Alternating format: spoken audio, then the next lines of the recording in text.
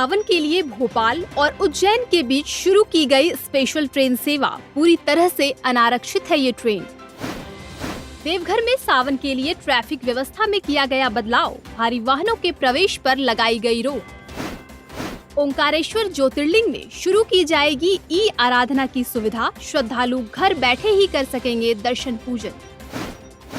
वर्षों तक जिस टेंट में विराजमान रहे रामलला, अब श्रद्धालुओं को उसके भी होंगे दर्शन। स्मृति स्वरूप मंदिर परिसर में दिया जाएगा स्थान।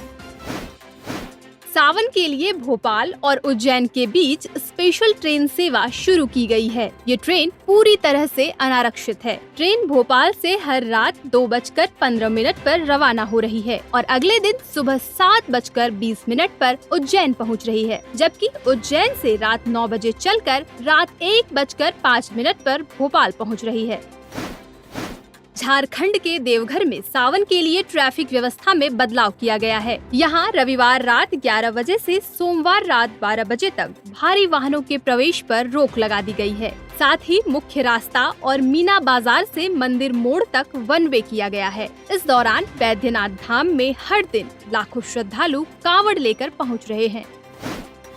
ओंकारेश्वर ज्योतिर्लिंग में ई आराधना की सुविधा शुरू की जाएगी। इससे श्रद्धालु घर बैठे ही बाबा भोलेनाथ के दर्शन पूजन कर सकेंगे। मंदिर की ऑफिशियल वेबसाइट पर ऑनलाइन पूजा और शीघ्र दर्शन की व्यवस्था उपलब्ध है। भक्तों को तिथि और समय पहले बुक करना होगा। इसके बाद वीडियो लिंक के माध्यम से शामिल हो सकेंगे। पूजा के बाद प्रसाद स्पीड पोस्ट से घर पहुँचेगा। शीघ्र दर्शन के लिए भी ऑनलाइन बुकिंग की सुविधा है।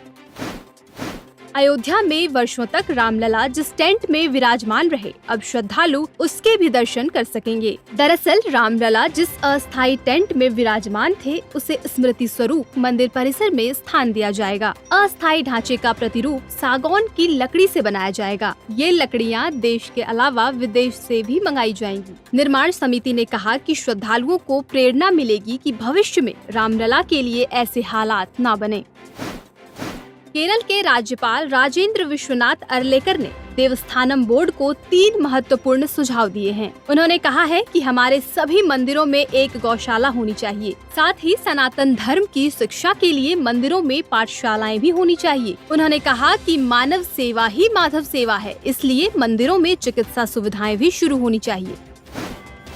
काशी विश्वनाथ धाम में सावन खत्म होते ही प्लास्टिक के इस्तेमाल पर पूरी तरह से रोक लगा दी जाएगी। 10 अगस्त से श्रद्धालु किसी भी तरह की प्लास्टिक लेकर मंदिर परिसर में प्रवेश नहीं कर पाएंगे। साथ ही जागरूकता अभियान के माध्यम से श्रद्धालुओं और आम लोगों को सजग किया जाएगा। परिसर में सिंगल यूज प्लास्टिक पर पहले से ही रोक है। धाम को प्लास्टिक मुक्त बनाने का लक्ष्य रखा गया है।